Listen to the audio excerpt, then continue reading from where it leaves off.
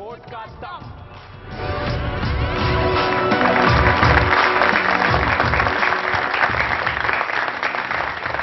हाजिर अपने खास शो वोट का दम में, वो शो जो युवाओं में कराए गए ओपिनियन पोल पर आधारित है। यूएन की एक रिसर्च के तहत सामने आया कि 80% चांसेस हैं कि हमारे देश में एक भारतीय के पास मोबाइल फोन हो, लेकिन सिर्फ 30% चांसेस हैं कि उसके पास एक साफ सुथरा टॉयलेट हो। आज हमारे देश में कहा जा रहा है करीब 16 करोड़ इंटरनेट यूजर्स हैं, 90 करोड़ के पास मोबाइल फोन है, 8 करोड़ फेसबुक यूज करते हैं, 2 करोड़ व्हाट्सएप और ट्विटर पर है। तो क्या यही है इंफॉर्मेशन टेक्नोलॉजी? आज का हमारा मसला यही है। हमारे साथ दिल्ली के युवा तो हैं ही, साथ ही एक खास पैनल यहां पर स्टूडियो में आया हुआ है। सबसे पहले मैं आपकी मुलाकात कराऊंगी कर्णिका से, जो कि एडवोकेट हैं, साइबर लॉ एक्सपर्ट हैं। सुबी चतुर्वेदी हैं, असिस्टेंट प्रोफेसर एलएसआर से हैं। साथ ही जितिन जैन, जो कि यूथ फॉर इक्वालिटी से हैं, साइबर एक्सपर्ट हैं। श्रेया सिंघल है हमारे साथ, पिटिशनर हैं। इन्होंने जो फेसबुक के दौरान अरेस्ट हुए थे उस दौरान एक पीएल दाखिल की थी। और साथ ही हमारे साथ अरविंद गुप्ता हैं, आईटी सेल बीजेपी के। पहले जो हमारे साथ यहां पर युवा मौजूद हैं, क्या है इंफॉर्मेशन टेक्नोलॉजी आपके लिए, मैं जानना चाहूंगी।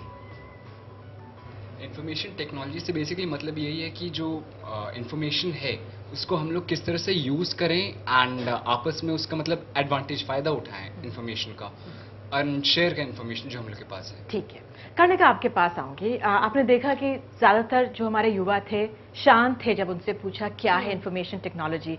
मोबाइल यूज करते हैं, इंटरनेट यूज करते हैं तो शायद सारे झंडे खड़े हो जाते। क्या है information technology? Information technology use of technology है। आप टेक्नोलॉजी किस पर्पसेस के लिए यूज कर सकते हैं? एजुकेशन हो सकता है, कम्युनिकेशन हो सकता है, एंटरटेनमेंट हो सकता है, नेटवर्किंग हो सकता है, और कितने ही तरीकों से ये प्लेटफॉर्म को यूज किया जा सकता है। जो हमारी रोजमर्रा की लिविंग होती थी, हमें कैलकुलेटर यूज करना था तो हम आज की डेट में मोबाइल पे कैलकुलेट कर लेते हैं, या हम इंटरनेट पे कभी कैलकुलेट कर लेते हैं, करेंसी कन्वर्जन कर लेते हैं। तो बिजनेस में भी उसका यूज है। तो इंटरनेट एक जीवन का एक मीन्स हो गया। ठीक है अरविंद, आप मैंने खासतौर से बीजेपी से इसलिए बुलाया किसी को कि एक साइबर आर्मी कहा जाता है जो बीजेपी की काम कर रही है। बीजेपी ने इसका महत्व समझा है और इस तकनीक का काफी इस्तेमाल किया है। एक डेटा के तहत ये भी सामने आया जो 45% जो लोग इंटरनेट पर एक्टिव रहते हैं वो पॉलिटिकल इश्यूज को, अपने पॉलिटिकल थॉट प्रोसेस को डिस्कस करते हैं। आप इस माध्यम को कैसे देखते हैं, क्या है ये? इंफॉर्मेशन टेक्नोलॉजी एक ऐसी इंडस्ट्री थी और है अभी भी, जिसने भारत को पूरी दुनिया में नंबर 1 एक इमेज बिल्डिंग का काम किया। आज हम एक इंटरनेट टेक्नोलॉजी, इंफॉर्मेशन टेक्नोलॉजी के इंडिया में यूजर्स हैं। 8% of Indian GDP information technology industry से आती है। करीब 20 से 25% एक्सपोर्ट्स जो हमारे हैं वो इंफॉर्मेशन टेक्नोलॉजी देती है। ये नॉलेज बेस्ड इंडस्ट्री है जहां पर यंग इंडिया ने, एस्पिरेशनल इंडिया ने पूरी दुनिया में जाकर अपना धमाल क्रिएट किया। ये इंडस्ट्री, इसमें इंटरनेट और सोशल मीडिया एक सब सेक्शन है। आज जो आपका मोबाइल बिल आपके घर पे आता है, जो ईमेल आप देखते हैं, जो इवन बिजली की डिस्ट्रीब्यूशन हो रही है देश में और पूरी दुनिया में, ये सब टेक्नोलॉजी के माध्यम से कंट्रोल हो रही है और ये सारी इंफॉर्मेशन टेक्नोलॉजी है। जो आपने सवाल पूछा, अगर मैं उसका छोटा सा जवाब दे दूं कि भाजपा, बीजेपी आईटी को एक बहुत महत्वपूर्ण पार्ट मानती है। जो इसमें एक आप इसका भारी रूप देखते हैं, जो आउटरीच देखते हैं, जिसमें आप कह रहे हैं 45% लोग इंटरनेट बहुत यूज करते हैं, ये 1/3 पार्ट है हमारे लिए। बट आईटी के माध्यम से हम गवर्नेंस बेटर कैसे करें, एडमिनिस्ट्रेटिव रिफॉर्म्स कैसे लाएं, एजुकेशन सेक्टर में कैसे यूज करें, जुडिशरी में कैसे यूज करें, ये बहुत बड़े चीजें जो हम देखते हैं। ठीक है, बिल्कुल ठीक है। सुबी चतुर्वेदी हमारे साथ है। सुबी, आपके इसमें ये भी कहा गया है you are a internet evangelist, internet governance, ये क्या है? निधि, पहले तो शुक्रिया आपका बहुत बहुत। ये यूथ है और यहाँ चर्चा का विषय आईटी है। जैसा कि बहुत सारे विशेषज्ञों ने मुझसे पहले भी कहा, इंटरनेट आजकल की एरा है। और हमारे व्यक्तित्व का, हमारे जीने का अभिन्न अंग बन चुका है। पहले दौर में कम्युनिकेशन ट्रांसमीडिएटेड होता था, जिससे हम दूर से रिश्ता रखते थे, हम चिट्ठियां लिखते थे, कोई और हमारे लिए उनको कहीं से कहीं पहुंचा देता था। इंटरनेट इवेंजलिज्म और इंटरनेट गवर्नेंस दोनों रिलेटेड इश्यूज हैं, क्योंकि कुछ आंकड़े अरविंद जी ने शेयर करे। मैं उम्मीद करती हूँ कि 8% इंटरनेट जीडीपी का हिस्सा बने, बट थोड़ा सा समय लगेगा। As far as we are concern, दिसंबर 2012 की स्टडी थी, मैकेंजी की स्टडी थी, 1.9% is the contribution of internet in India to India's GDP. In US dollars terms 20 billion. अगले 3 सालों में बाय 2015 अगर 5 ग्राउंड से जुड़े हुए मुद्दों को हम एड्रेस कर पाते हैं, तो हम उम्मीद करेंगे कि by 2015 India's contribution of the internet would be about 3%, which means रफली about 100 million US dollars, 100 billion US dollars. बहुत सिग्निफिकेंट है। और अगर कंपैरिजंस की बात की जाए, एजुकेशन सेक्टर से आज तक इंटरनेट का कंट्रीब्यूशन जीडीपी में बढ़ चुका है, और 2015 तक हम हॉस्पिटैलिटी, मेडिकल इश्यूज और एजुकेशन को भी आगे छोड़ देंगे। हमारे पास चैलेंजेस और एडवांटेजेस दोनों हैं, और यूथ यहाँ मौजूद है। हम अपनी इंटरनेट को अपनी बात आगे रखने के लिए इस्तेमाल करते हैं। ये एक स्पेस है जहां हम आकर बिना डरे अपनी बात कह सकते हैं। पर इश्यूज, क्योंकि इंडिया बहुत बड़ा देश है, 16 लैंग्वेजेस सिर्फ हमारे करेंसी नोट पे मौजूद है। उसके लिए हमें ये देखना जरूरी है कि आप लैंग्वेज कंटेंट, लिमिटेड कंटेंट और एक सेफ एनवायरनमेंट बिजनेस के लिए भी और यंग लोगों के लिए भी क्रिएट करें। बिल्कुल बिल्कुल, बहुत बड़ी बात आपने कही। जितिन, आपसे यूथ फॉर इक्वालिटी से हैं, क्या है ये पूरा आयाम, और जिस तरह से जो सभी यहाँ पे युवा थे खामोश थे जब एक भारी भरकम शब्द हमने बोला इंफॉर्मेशन टेक्नोलॉजी, वो देखिए वही है जैसे दोनों अभी इससे पहले अरुण जी ने बताया और सुभी ने बताया। सुभी, इंटरनेट जो सॉफ्टवेयर इंडस्ट्री है उसको आईटी इंडस्ट्री मानकर चल रही हैं। सॉफ्टवेयर इंडस्ट्री आईटी का बहुत छोटा सा पार्ट है, बहुत बड़ा है इंटरनेट का स्कोप, और उसको मानना बहुत भारी गलती करना हो। मैं ये कहूंगा कि जैसे अरविंद जी बता रहे हैं कि एजुकेशन हो या टूरिज्म हो या गवर्नेंस हो या रिफॉर्म्स हो, टेक्नोलॉजी इज एवरीवेयर। पर जीडीपी का वो कितना बड़ा पार्ट है या नहीं है, उससे यूथ को फर्क नहीं पड़ता कि हम जीडीपी तो खाएंगे नहीं। अगर आप इन सबसे पूछे कि फेसबुक कितने लोग यूज करते हैं, मोबाइल पे व्हाट्सएप कितने करते हैं, सारे हाथ खड़े हो जाएंगे। तो ये एक अपने आप में हमने आईटी की पहचान कैसी बनाई है वो हम देख रहे हैं। एज ए एंड यूजर युवाओं को सिर्फ फेसबुक और आई थिंक ट्विटर वगैरह का फायदा ज्यादा मिल रहा है। अगर आज उन्हें कहा जाए लाइसेंस बनाने के लिए भी आपको आज भी लाइन लगानी पड़ती है, या आप घर में बैठ के बनवा पा रहे हैं, वो चीज नहीं हो पाई है, उसमें हम बहुत देरी कर रहे हैं। तो ये देखिए कि अब धीरे धीरे टेक्नोलॉजी और आएगी। और अगर मुझे ऐसे कहा जाए कि टेक्नोलॉजी ने आपको क्या दिया है, तो जो सामाजिक आंदोलन हुए हैं या यूथ मूवमेंट हुई है, अन्ना हजारे की हो, आरक्षण की हो, और बहुत सारी मूवमेंट्स हैं, कुछ कहना चाह रहे हैं, फेसबुक से जुड़े हैं। बिल्कुल, मैं इस बात से आपके एग्री करता हूं। और ये चीज़ सही है कि आज के डेट में फेसबुक, व्हाट्सएप, ट्विटर, इस सब पे तो हर कोई जुड़ा हुआ है। बट हम जब एग्जैक्टली जाते हैं किसी ऑफिस में, खासकर अगर किसी जो सरकारी दफ्तर में जाते हैं, सो वहाँ पे हमारे को पता चलता है सच्चाई कितनी है। अभी हमारे को सफ़र करना पड़ता है अगर हम किसी रूरल एरियाज़ के बैंक्स में जाएँ, गाँव साइड ग्रामीण बैंक, और कहीं ऐसे जो सरकारी दफ्तर हैं जहाँ आज भी इंटरनेट उस तरह से आया नहीं है, तो हमारे को पता चलता है कि ये व्हाट्सएप और ये पूरा सेक्शन अलग है। ये जो दिखता है खासकर मेट्रोपॉलिटन सिटीज़ में, बट एक उस साइड की पूरी दुनिया अलग है, वहाँ पे और इम्प्रूवमेंट होनी चाहिए, वहाँ पे ये चीज़ पूरी तरह से गवर्नेंस को और बेहतर बनाना और प्रगति लाना, उसमें हम लोग खास ध्यान नहीं दे पाए। चलिए हम अपना डेटा लेते हैं जो हंसा रिसर्च ने हमें दिया है। सितंबर के पहले हफ्ते में ये रिसर्च की गई थी। पहला जो मैं डेटा ले रही हूँ वो है इंटरनेट की जानकारी कितने लोगों को है। जो सभी शहरों, 16 शहरों में ये पूरा सर्वे किया गया है। 81% कह रहे हैं हाँ, नहीं कह रहे हैं 18%, और इसमें गृहिणियों को भी लिया गया है, वो कह रही हैं हाँ जानकारी है 62%, 36% कह रही हैं नहीं। एक और हम डेटा ले लेते हैं, क्या आप इंटरनेट इस्तेमाल करते हैं? सभी शहरों में हाँ कह रहे हैं 57% लोग, 57% लोग, नहीं कह रहे हैं 43% लोग। यहाँ पर कनिका, अगर मैं आपके पास आऊं, लोग जानते बहुत हैं लेकिन रीच अभी इतनी नहीं है। ये है कुछ हद तक मैं कहूँगी इसमें डिफर करूँगी, बिकॉज मैंने देखा है कि कई बारी स्पेशली कानून को लेके जो जानकारी नहीं होती है लोगों के पास, इंटरनेट के जरिए पहुँच रही है। चाहे विमेन राइट्स के बारे में हो, चाइल्ड प्रोटेक्शन के बारे में हो, या इंडिया में जैसे हम बहुत सारी इविल्स हैं, क्राइम्स हैं, फाइनेंशियल क्राइम, फिशिंग क्राइम हो रहा है, डेटा थेफ्ट्स हो रहे हैं, इनकी जानकारी भी नेट के थ्रू ही, इसी मीडियम के जरिए ही फैल रही है।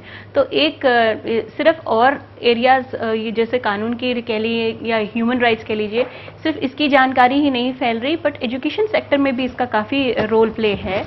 और अपनी राइट्स को जानने के लिए जो भी यूजर्स हैं, नेटिजन्स हैं, उनमें अवेयरनेस फैल रही है। अवेयरनेस। श्रेया हमारे साथ मौजूद हैं। आपने एक पीआईएल दाखिल की थी, सुबी ने भी बात सेफ एनवायरनमेंट की थी। आपका एक्सपीरियंस कैसा था श्रेया?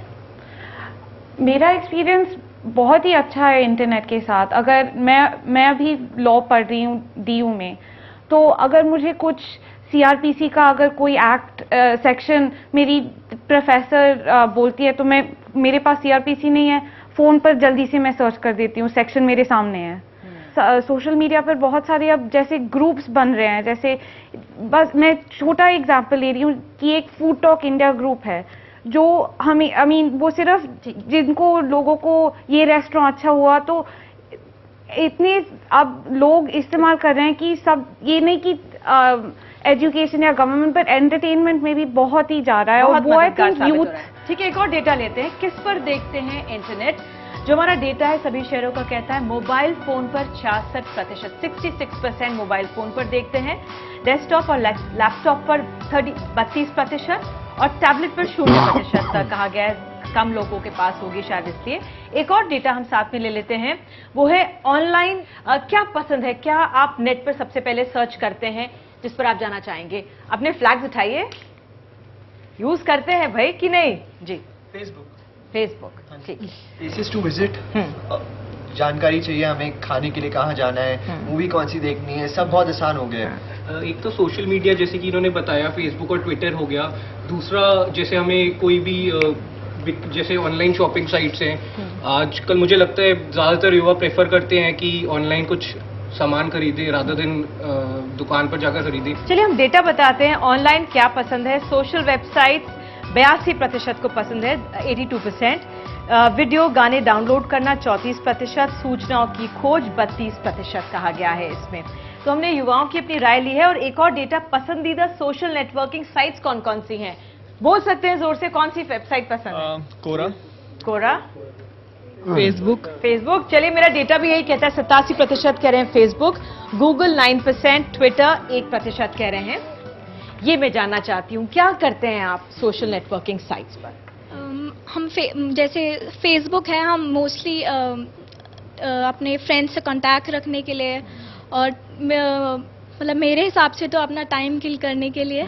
पहले तो आजकल हम लोग सोशल मीडिया का यूज़ जो करते हैं वो एक दूसरे से कनेक्ट रहने के लिए करते हैं। हम लोग को घर पे अगर हम बैठे हैं और अगर आज कॉलेज नहीं गए, तो अगर हम लोग को कुछ भी पता करना है क्या नया हुआ या बाहर कुछ भी हो रहा है, तो वो हम लोग फेसबुक या किसी भी सोशल नेटवर्किंग साइट पे जाके लॉगिन करके पता कर सकते हैं। ओके जी। हम हमेशा सबसे पर्सनली बात नहीं कर सकते, मिल नहीं सकते।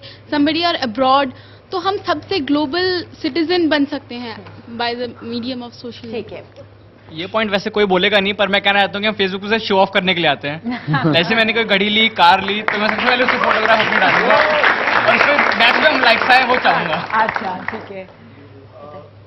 फेसबुक हम सिर्फ मतलब ज़्यादातर इसीलिए यूज़ करते हैं शो ऑफ वगैरह, बट हम उस पर थोड़ा बहुत पढ़ाई भी करते हैं। जैसे कोई सिलेबस आया तो उस पर ग्रुप बना हुआ है हमारा, उस पर डाल देते हैं। तो कोई भी मतलब होता है ऐसे। ठीक है, पेरेंट्स को बताने के लिए कि पढ़ाई कर रहा हूँ फेसबुक पर। हाँ, चलिए हाँ बताइए। कभी कभी ऐसा होता है कि हम अपने व्यूज़ किसी के साथ शेयर करना चाहते हैं, लेकिन भी हमें कोई अपने आसपास मिलता नहीं, या किसी के साथ कंफर्टेबल फील नहीं करते कि हमें क्या एक्सप्रेस करना है या क्या बताना है। तो फेसबुक पे हम इजीली जाके अपना स्टेटस अपडेट कर देते हैं, जो भी मन में फीलिंग्स होती है वो वहाँ पे इजीली एक्सप्रेस कर देते हैं। ग्लोबली दूसरों के साथ कनेक्ट करने के लिए फेसबुक से बड़ा और कोई सोशल साइट मुझे नहीं लगता है। ओके, वोट का दम में तुरंत लौटेंगे और ये जानेंगे कि इसका आईटी का इम्पैक्ट हमारे जीवन में क्या है, ये जानने की कोशिश करेंगे। बने रहिए हमारे साथ।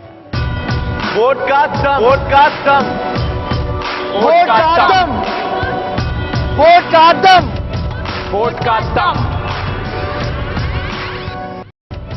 वोट का दम।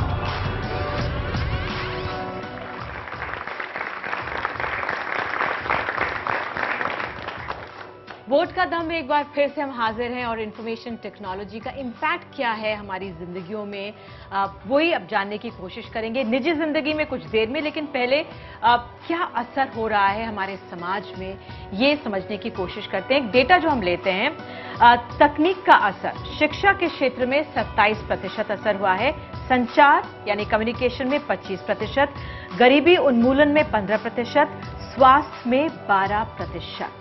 इसको हम कैसे आंके, सुबह मैं आपके पास आऊंगी और आपसे जानना चाहूंगी, एक जो डेटा मेरे पास ये था कि अगर हमारे यहाँ 2.5 लाख प्राइवेट स्कूल्स हैं तो करीब 1 लाख किसी ना किसी तरह टेक्नोलॉजी टीचिंग में इन्वेस्ट कर रहे हैं।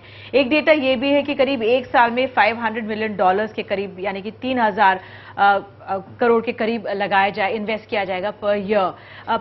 लेकिन ये काफी शिक्षा में इसका असर ज्यादा दिख रहा है इस डेटा में, संचार से भी ज्यादा।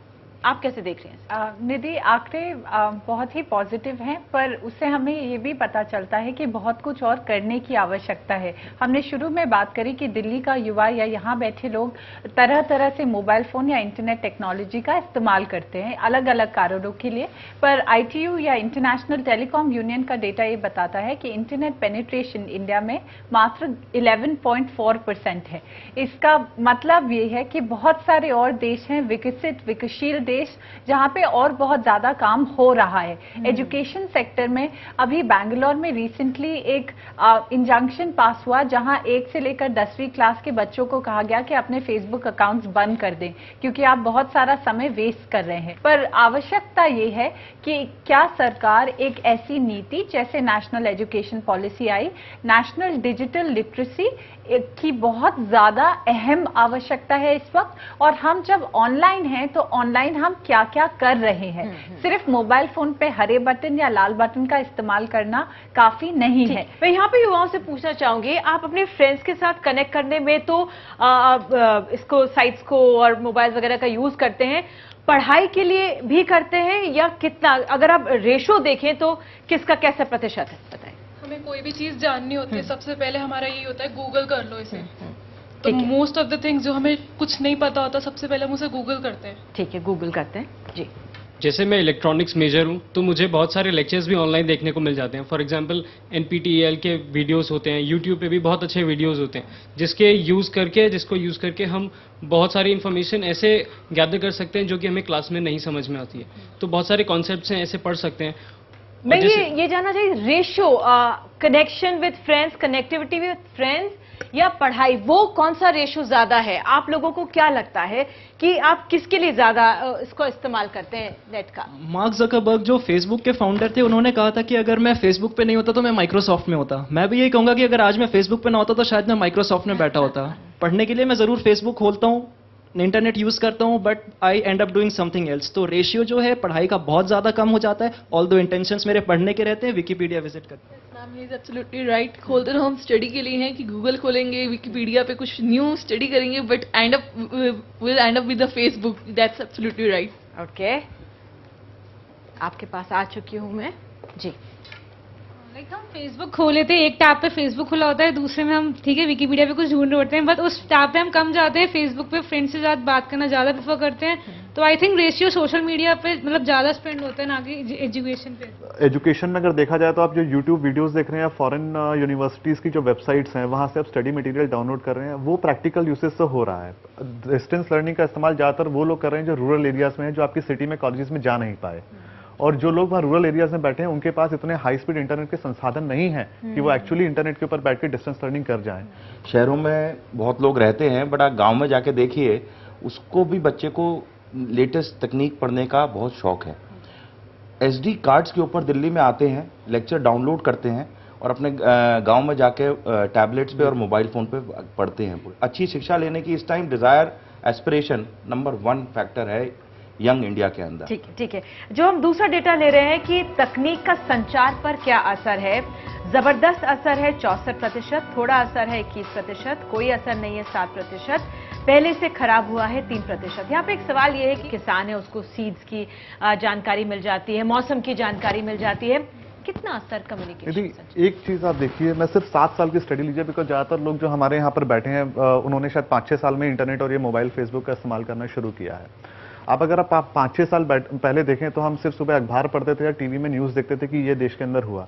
जैसा कि अभी इन्होंने कहा था कि अगर आज मुझे देखना है कि भाई बाहर क्या हुआ, आज क्या हुआ, मैं फेसबुक पे देख लेता हूँ। अर्थक्वेक की अपडेट सबसे पहले ट्विटर और फेसबुक पे आती है।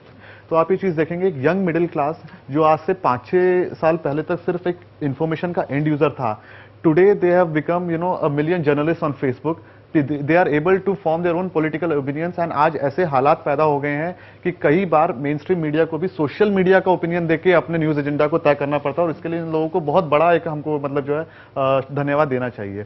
बहुत लोगों ने कहा कि हम लोग फ्रेंड्स बनाने के लिए फेसबुक का, ट्विटर वगैरह का इस्तेमाल करते हैं। मैं अपने personal, I am a very Avid traveller and I would say कि मैंने जितने लोग दूसरे देशों में बनाए उनसे आके मैं फेसबुक पे कनेक्ट हुआ। मैंने बहुत इंटरनेट का इस्तेमाल करके फ्रेंड्स बना के मैंने बहुत कंट्रीज के सभ्यताओं को, कल्चर को, वहाँ के देशों की, वहाँ की हालात को जाना है। और इस तरह से जब हम एक दूसरे को जानते हैं तो एक दूसरे के प्रति कई बार जो है ना एक भावना होती है कि यार ईरान के ऊपर बम गिरा दो, पाकिस्तान बेकार है, वो चीज़ें कम हो जाती है। एक पीपल टू पीपल कॉन्टैक्ट जब इंटरनेट के थ्रू बढ़ता है तो कई बार ऐसा आएगा कि कल आप जब देखेंगे यार थाईलैंड के अंदर फ्लड्स आए या श्रीलंका के अंदर कुछ हुआ तो आपको भी दुख हुआ कि यहाँ पे भी शायद मेरे मित्र थे, हमारे जैसे लोग हैं। तो जब आप आपस में आत्मीयता से इंटरनेट के थ्रू जुड़ेंगे, आई थिंक वो बहुत बड़ा योगदान है कि इंटरनेट ने आज सीमाओं को हटा के सबको एक साथ बहुत करीब ला दिया है, कम से कम युवाओं को और हमको आपस में। बहुत बहुत बड़ी बात आपने बोली है, बहुत अच्छी बात आपने। पॉलिटिकली हमने देखा, किसी ने अगर कार्टून लगाया तो आपने अरेस्ट करवा दिया, अगर आपने किसी बड़े नेता के खिलाफ कुछ बोला तो आपने अब अरेस्ट करवा दिया, लेकिन दूसरी तरफ आपकी आज़ादी की बात भी की जाती है, तो वो उसका एक बैलेंस होना ज़रूरी है। हमारे लॉ के हिसाब से अगर कोई भी ओपिनियन तो सभी दे सकते हैं, राइट टू प्राइवेसी सबके पास है, right to freedom of speech of expression भी है, लेकिन जो आप कहते हैं ना बाउंड्री लाइन, वो ये हो जाती है कि जहां रीजनेबल रिस्ट्रिक्शंस लगाई जाए। कॉन्स्टिट्यूशन भी ये कहता है कि वैसे आपके पास फ्रीडम है, लेकिन अगर जैसे ना आप छड़ी लेके चल रहे हैं तो आप किसी और को नहीं मार सकते साथ में। आपके पास फ्रीडम जरूर है, लेकिन यू हैव टू सी कि दूसरे पर्सन का भी राइट इन्फ्रिंज ना हो। तो उसमें हमें देखना पड़ता है कि कोई थ्रेटन तो नहीं है कर रहे हम यूनिटी, नेशनल सॉवरेनिटी, या किसी को डिफेम तो नहीं कर रहे, अब्यूजिव लैंग्वेज नहीं यूज करी जाती, डिफेमेटरी लैंग्वेज। आऊंगी जितिन के पास, लेकिन पहले सुबी जी।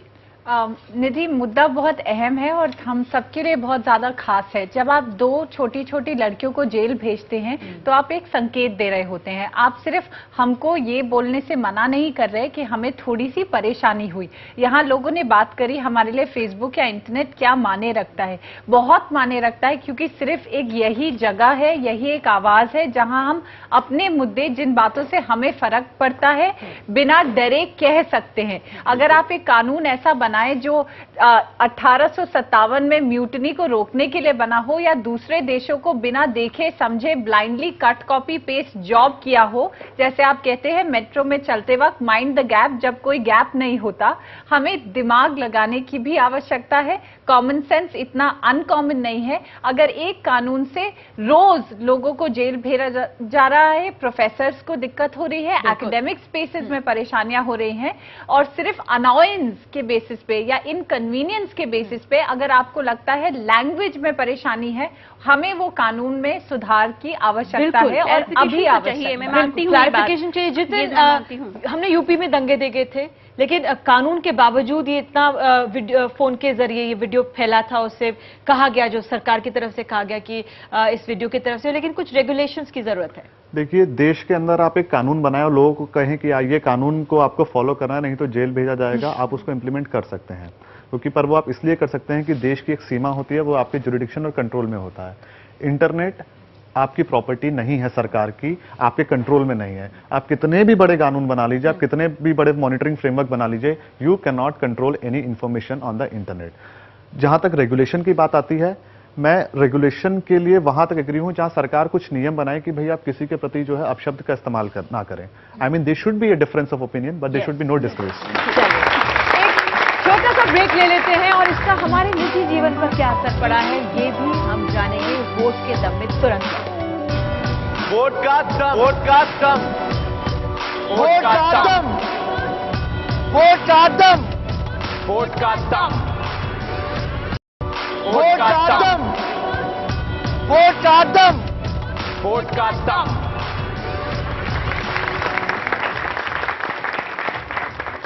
वोट का दम एक बार फिर से हाजिर है और यही अब समझने की कोशिश करेंगे कि हमारी निजी जिंदगी में कितना असर पड़ता है जो संचार के तमाम माध्यम हमारे साथ हैं। एक आपको उदाहरण देती हूँ। Punjab state commission of women ने वहां पे नए शादीशुदा जोड़ों को बोला है कि आप फोन पे कम ध्यान दें, अपनी जिंदगी पर ज्यादा ध्यान दें।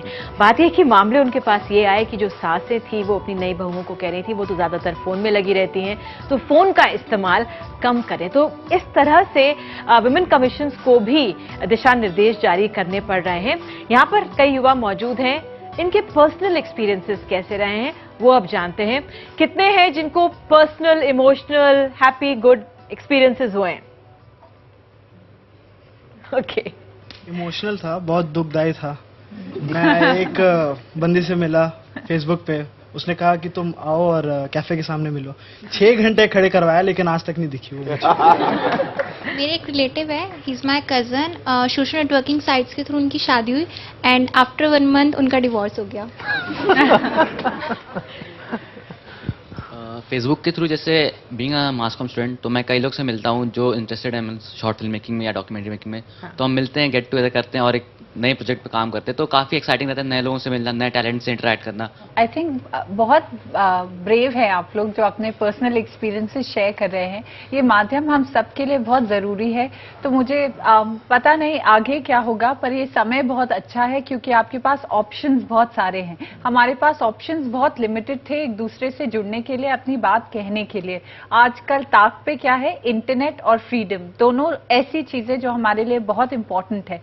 As far as personal experiences are concern, ये टेक्नोलॉजी बहुत अच्छी है और उतनी ही बुरी है। जो चीजें आप अपनी आम जिंदगी में नहीं करेंगे वो इस टेक्नोलॉजी के साथ ना करें। एक छोटा सा एक्सपेरिमेंट हमने किया जिसको saltlist.org कहते हैं, जहां कम्युनिकेशन स्टूडेंट्स, सिर्फ लड़कियां अपने स्मार्टफोन्स, मोबाइल फोन से आसपास की बस्तियों में जाकर बात करती हैं और उन मुद्दों को उठाती हैं जो आमतौर पे मेन स्ट्रीम मीडिया जगह नहीं दे पाता। ये नेटवर्क है कम्युनिकेशन का, एक्सप्रेशन का और सवाल पूछने का। आप सवाल पूछेंगे तो आपको शायद सही जवाब मिलेगा। जिस देश को आज एक सॉफ्टवेयर सुपर पावर का तमगा मिला है, कई बार हमारा सिर शर्मसार होता है जब हम भी सुनते हैं कि देश के ऊपर साइबर हमले हुए या साइबर सिक्योरिटी के सेक्टर में हम बहुत वीक हैं।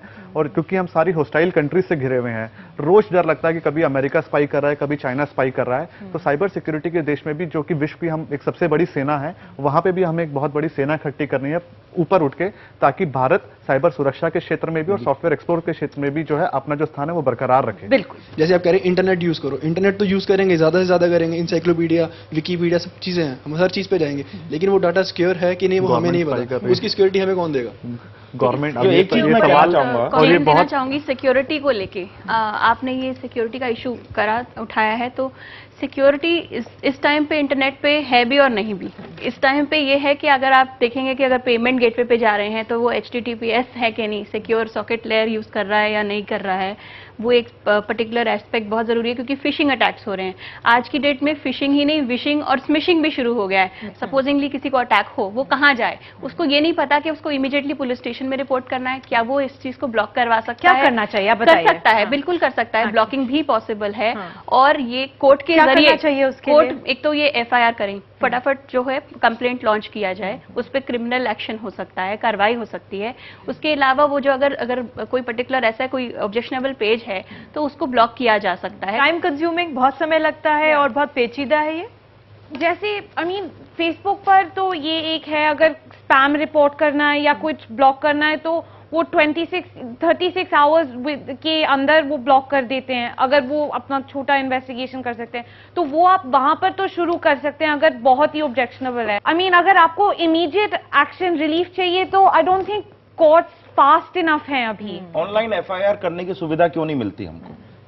Wonderful question. नहीं, और ये छोटी छोटी चीजें हम इंटरनेट को देखिए, ये चीजें कई जगह प्रयोग हो रहे हैं, में शुरू हो गया। हाँ, कई जगह प्रयोग हो रहे हैं। मेरा मानना ये है कि टेक्नोलॉजी के एक देश, जो जितिन ने भी बात कही कि हम एक देश हैं जो इतनी टेक्नोलॉजी दुनिया को प्रोवाइड करते हैं, हम अपने लिए टेक्नोलॉजी क्यों नहीं बनाते? यहाँ के जो युवा बैठा हुआ है, ये नेक्स्ट व्हाट्सएप इंडिया में क्यों नहीं बना रहा?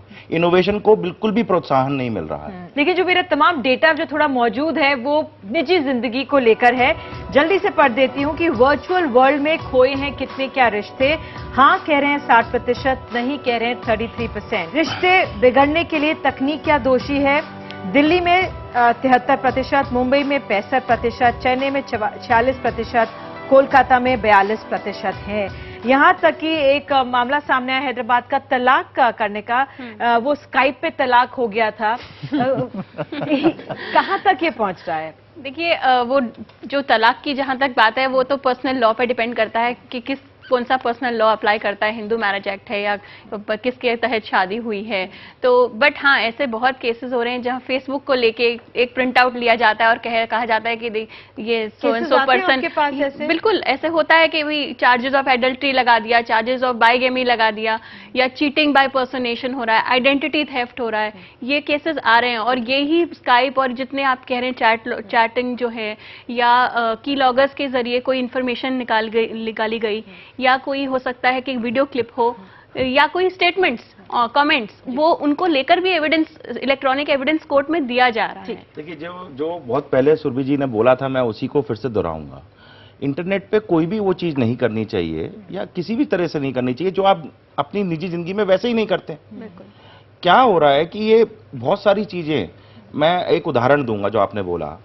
एक ऑफिस का एम्प्लॉय मेडिकल लीव पर जाकर गलती बहाना देकर फेसबुक पे अपनी पार्टी करते हुए फोटो डालता है, तो वो क्या एक्सपेक्ट करता है कि उसकी अगर और वो फोटो शेयर हो जाती है तो उसको एम्प्लॉय, उसके ऑफिस को पता चलता है कि भाई ये लोग ये मेडिकली इल नहीं थे बल्कि ये पार्टी कर रहे थे, तो they have the right to terminate them. मेरा कहना ये है कि ये फेसबुक का दुरुपयोग नहीं है कि फेसबुक के कारण वो उसकी एम्प्लॉयमेंट चली गई, वो उसकी गलती के कारण हुई है। बिल्कुल। चलिए अब लास्ट डेटा ले लेते हैं कि इस तकनीक से आप क्या बदलना चाहेंगे। जो डेटा बताती हूँ वो कह रहा है 33% कह रहे हैं गरीबी कम करना चाहेंगे, 31% कह रहा है नए रोजगार पैदा करेंगे, और स्वास्थ्य सेवा सस्ती करेंगे कह रहे हैं 11%। कुछ देशों में सरकारें भी बदल गई हैं। बिल्कुल। इजिप्ट के अंदर सरकार बदल गई, तो उम्मीद है कि हम अपनी किस्मत भी बदल लें। और इस इंटरनेट के थ्रू यहाँ पे मैं वही बात दोबारा कहूंगा कि प्रोडक्ट बेस्ड इकोनॉमी को बनाने की बहुत जरूरत है, ताकि हमें ये फॉरेन रिजर्व के लिए जगह जगह देशों के आगे हाथ न फैलाने पड़े। बिल्कुल। सुबी, मैं कहूँगी स्किल सेट एनहांसमेंट, और एक सरकार जो डेमोक्रेसी है, लार्जेस्ट ओल्डेस्ट डेमोक्रेसी है, वहाँ अकाउंटेबिलिटी और ट्रांसपेरेंसी की बात हो। टेक्नोलॉजी एक बहुत अच्छा माध्यम है जहाँ 1.32 बिलियन लोग एक कमरे में इकट्ठा होकर रोज सरकार से रूबरू नहीं हो सकते। आप हमारी बात सुने और आप पब्लिक पॉलिसी को पब्लिक के लिए बनाएं। ठीक है, आप लोग क्या बदलना चाहेंगे? जल्दी से क्विक रिएक्शन चाहिए मुझे। मेरे पर्सनल ओपिनियन के हिसाब से इसका यूज सबसे ज्यादा गवर्नेंस में होना चाहिए, क्योंकि आज भी बड़े बड़े घोटाले के केस कोर्ट में नहीं चल पाते। क्यों? क्या कहा जाता है कि हमारी फाइल्स खो गई हैं और हमें इतने वर्ल्ड्स लार्जेस्ट डेमोक्रेसी के पीएम को ये बयान देना पड़ता है पार्लियामेंट में कि मैं फाइल का कस्टोडियन नहीं हूं। तो I think the governance needs IT most. Okay, yes. मेरे ख्याल से इसका इस्तेमाल कोर्ट्स में होना चाहिए फास्ट ट्रैक डिसीजन के लिए। जैसे कि हमने देखा था जेसिका लाल केस में सालों लग गए थे डिसाइड होने में, मगर जो दिल्ली का केस हुआ था दिसंबर 2012 में, वो कुछ ही महीनों में डिसाइड हो गया था। तो पब्लिक ओपिनियन के हिसाब से जल्दी से जल्दी फैसला होना चाहिए। ठीक है, मैं तो उम्मीद करूंगा कि इतनी सारी इंटरनेट पेनिट्रेशन हो रहा है, डिबेट हो रही है, लोग वोट नहीं डाल रहे, सब लोग नेता लोग कह रहे हैं वोट डालो। I think we should move towards online voting and we should online voting, online FIR, तमाम सुझाव यहाँ पे आए हैं। तो ये आज का था वोट का दम, लेकिन जाते जाते देसी रूट्स हमारे लिए कुछ खास लेकर आया है, जरूर इसे देखें। ये कैसे है पहेली बता, करूं भी तो क्या, जानू ना मैं, जानू ना मैं, बाहर का रास्ता, दीवारें हैं यहाँ, ऊंची ऊंची,